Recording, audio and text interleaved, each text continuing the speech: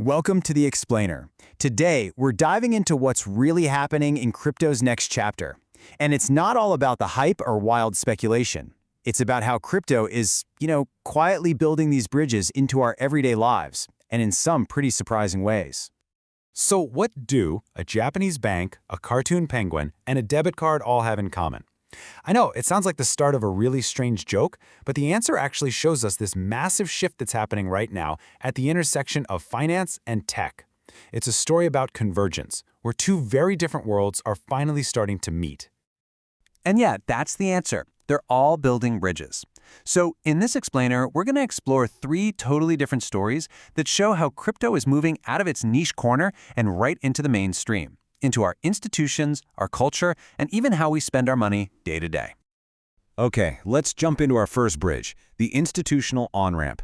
This is all about making crypto a legitimate, secure place for the biggest players in traditional finance. We're talking the big money to get in the game. A perfect case study for this is Laser Digital. That's the crypto arm of the Japanese banking giant Nomura. And they're not just, dipping a toe in the water. They're trying to build a federally regulated U.S. bank specifically for digital assets. I mean, this is a huge move. So what exactly is a national trust bank, and why does this even matter? Well, this is the crucial part. This isn't just another crypto startup. We're talking about an institution that would operate under the direct supervision of a top U.S. federal regulator. And that means rules, that means oversight, it means a structure that traditional finance actually understands, and more importantly, trusts. And if you look at this slide, you can see just how laser-focused their approach is. Notice what they plan to offer: custody, trading, and staking. These are the absolute core services that big institutions need. And what they won't offer at launch is just as important: no traditional deposit accounts. They are all in on creating a regulated home for digital assets, period. And hey, Nomura is not alone here, not by a long shot. They're part of this really powerful trend.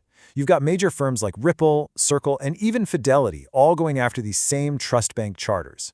The demand from big money to enter crypto through a regulated front door is it's undeniable at this point. The proposed bank's president, Purvi Maniar, she just sums it up perfectly. It's all about giving those big institutional clients a way into crypto that feels familiar and is watched over by a national regulator. So that's bridge number one, making crypto safe for big money. Okay, let's shift gears and move to our second bridge. We're going to see how this trend builds from high finance all the way to pop culture. We're literally going from Wall Street to the toy aisle.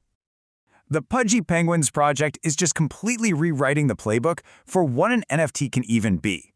I mean, they're moving so far away from that old model of NFTs as just these speculative digital things. Instead, what they're doing is building a full-on consumer brand, where the real value comes from physical toys, games, and media. And you know what? It is working in a huge way. They have successfully crossed over into the physical world, selling over 1 million physical toys through mainstream retailers like Walmart and Target. This is not a niche digital experiment anymore. And those toy sales? They translate into more than $13 million in retail revenue. This is proof that there's a real, tangible market for intellectual property that starts in the crypto world and makes its way into the physical one. Their strategy is actually brilliant when you think about it. Instead of trying to explain all these complex Web3 ideas to people, they just use fun, familiar toys to build a huge audience first. Then, once people fall in love with the brand, they can be gently onboarded to the digital side of things. It's a cultural bridge that's built on just being accessible and fun. All right, our third and final bridge. This one is probably the one that hits closest to home for most of us. This is about taking crypto out of the complicated trading platforms and putting it right into your wallet to use for everyday stuff, like, buying a cup of coffee. So the crypto exchange OKX has teamed up with MasterCard to launch a new debit card in Europe. And here's the key innovation. It directly connects a user's self-custody crypto wallet, the one you control, to that global payments network that we all use every single day. And the whole process is designed to be totally seamless. You just hold stablecoins in your own wallet, you tap your phone to pay just like you would with any other card, and boom, the crypto is converted to regular currency instantly right at the point of sale. This removes one of the biggest hurdles to adoption, which has always been the complexity of actually spending crypto. So this card effectively merges two different worlds. You get the security of self-custody, which means you and only you truly control your funds, and you combine that with the convenience of the global MasterCard network. It's a really practical, everyday bridge that turns your crypto wallet into a real-world payment tool.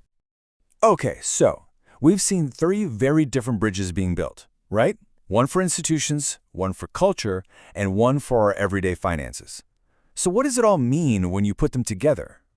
Well, what we're seeing is a pretty clear and coordinated movement. The institutional bridge gives it a regulated foundation. The cultural bridge creates mainstream appeal. And the everyday bridge makes it all practical. See? Each bridge is leading to the exact same destination, the mainstream.